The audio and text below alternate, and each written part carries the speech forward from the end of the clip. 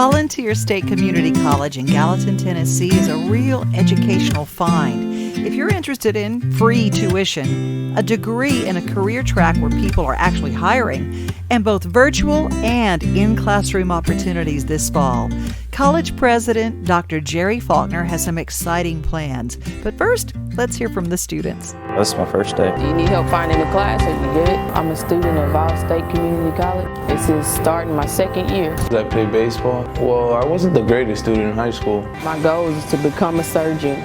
All the players that were drafted from here to the pros, because that's something I've always dreamed of when I was little. Welcome to Vol State. Welcome to Vol State. Welcome to Vol State. Welcome to Vol State. Welcome to Vol State. Welcome to the 2020 Spring Commencement Program of Volunteer State Community College. Normally, this ceremony would be held in our Pickle Field House with 3,500 people in attendance. Instead, we are celebrating virtually. We knew we had to cancel our in-person graduation for safety's sake. And it was a difficult decision for me personally because graduation is one of the favorite things about being a college president. But we also decided we must do something to honor this important date for our graduates. Actually, in March, in the midst of all of the COVID-19 stuff that was going on, got really good news that we had been named by a national organization as the 7th best community college in the United States for online education. And of course, there's a little over 1,100 community colleges, so 7 out of 1,100 is pretty good. That's huge. Coming up in August is a new semester, a new fall semester. How do we handle that?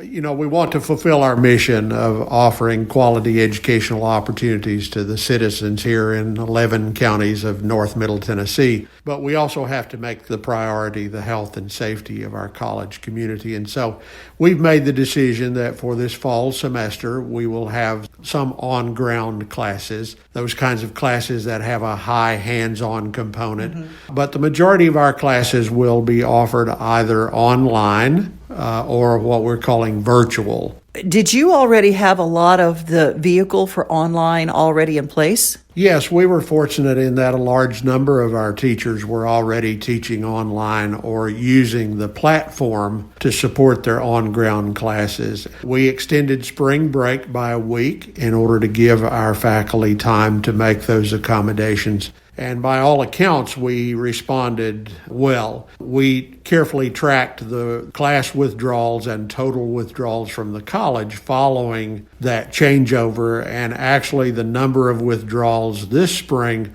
was less than the number of withdrawals last spring. We were able to serve our students well during this eventful time.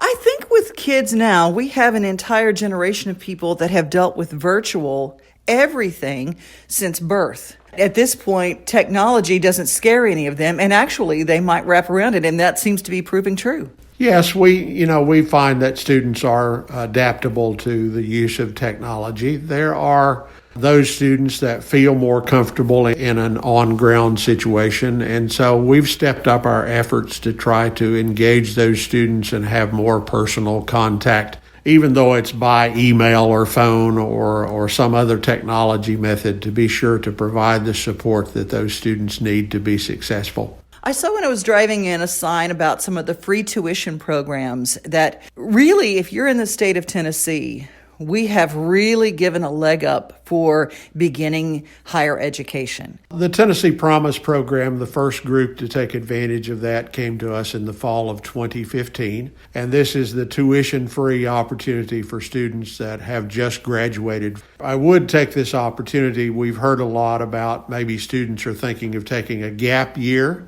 between high school and college. And I do want to remind those folks that should they decide to do that, they would no longer be eligible for the Tennessee Promise. So please carefully consider that. And then fall of 2018 was the first group that came to us taking advantage of the Tennessee Reconnect, which is also a tuition-free opportunity for non-traditional students that don't already have a college degree. And we think that's going to be very important this fall because of those folks that have been displaced from their employment or disrupted, or they're just seeing that the career path that they're on now is not really stable. They can come back to Volunteer State tuition-free under the Tennessee Reconnect program. How would they find information about Tennessee Reconnect? We have abundant resources on our webpage, www.valstate.edu, and that would be a good place to start to get the information.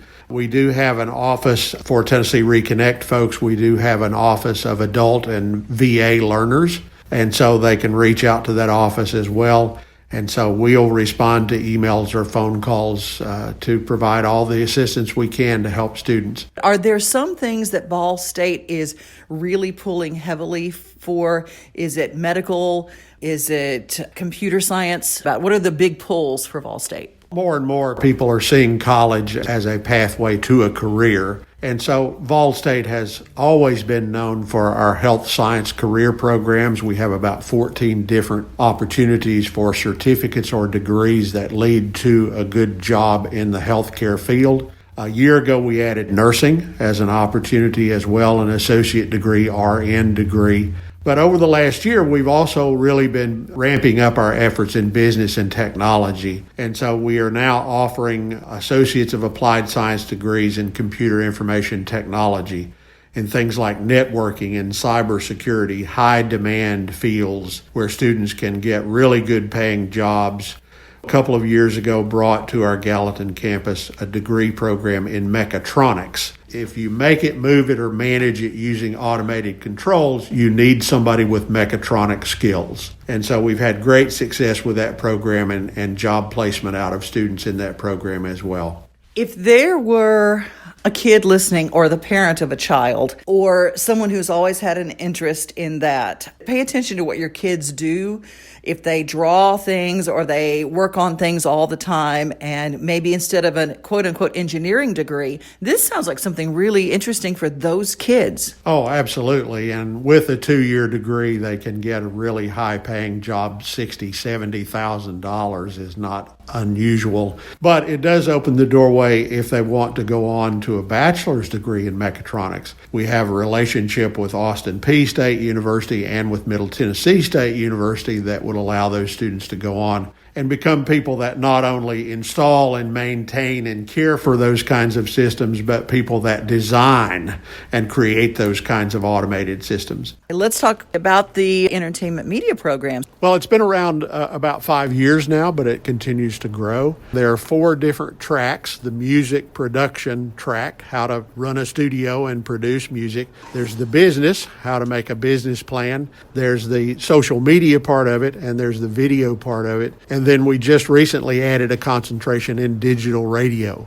And so for the capstone project, students in these 5 tracks come together. We actually sign an artist to a recording contract. They make a 3-song CD. They put together a business plan. They put together a music video. They put together a social media presence. And then through relationships that we have on Music Row, the students go down to Music Row and present their artist to executives from Music Row. And they've been so impressed down there with the program that they actually established 2 scholarships to support students that are pursuing this entertainment media technology program. We're trying to incorporate as much work-based learning as we can across the spectrum to give our students that real-world experience. What brought you to this? I did not start out with the idea of becoming a college president. I actually did not even start out with the idea of becoming a college teacher. But as I progressed in my own higher education, I frankly was not a very good student and dropped out of college for a period of 10 years and worked in business. And one day woke up and found that all I was getting out of life was a paycheck and an ulcer, and determined that the way to do something about that was to go back and finish my college degree. And so I returned at the age of 30 to complete my college degree with the aspiration to be a high school biology teacher. And the small college I graduated from offered me a position on the staff of the college as a lab tech, preparing the laboratories for teachers, but also an offer that if I would work on my master's degree, they would let me become a member of the faculty to become a college teacher. And so that's what I did, and I taught for many years in the college classroom and still greatly miss that, but also saw the opportunity to make a larger contribution by being in administration, and so became a department chair and then a vice president for academic affairs. A little over 8 years ago, this opportunity opened, and I was fortunate to be selected to be the president of Vol State. I love that story. And there's a lot of hope out there because I think there are a lot of people, someone labeled them somewhere along the way, you're not college material. With this Reconnect program, it is a perfect time to say, you know what, I can be college material now. And when people are coming back, you are going to be doing some in-class studies in the fall. So when people come back, will it be a mandatory mask? Yes, we're going to observe all of the Center for Disease Control recommendations. A mask is required at all times when people are on campus. We have created an online screening form. You have to go online and answer those questions about have you been exposed, have you had a fever, have you had a recent loss of taste and smell. And then once you submit that form, you will get an email back that says you are cleared to come on campus. Then we will be observing social distancing and providing hand sanitizer and those sorts of things. But we want our campus community to be a safe place where both students and employees of the college can feel that they're in a good place. Your janitorial staff, they're going to be working triple time. Absolutely. All of our custodial staff has gone through trainings to be sure they understand how to properly clean and disinfect surfaces. And we're going to be ramping up the cleaning that we would normally do in terms of revisiting doorknobs and those sorts of commonly touched places multiple times throughout the day. Well, you certainly thought ahead to get great looking face masks that say Vol State. Well, thank you very much. Yeah, we saw an opportunity to brand ourselves a little bit and put that information out, but also again to encourage people. As you know, you're sitting here with a face mask on as well, and they're hot and uncomfortable and they fog up your glasses, but it's a small thing that we can do to not only protect ourselves but protect other members of the community. One of our core values here at the college is that we're all a community, that we're members of a community, not just the 11 counties that we serve, but the college community where we work. And so as a member of the community, we have to care about each other and support each other. Volunteer State Community College, Gallatin, Tennessee. Reach them for information at volstate.edu. I'm Devin O'Day.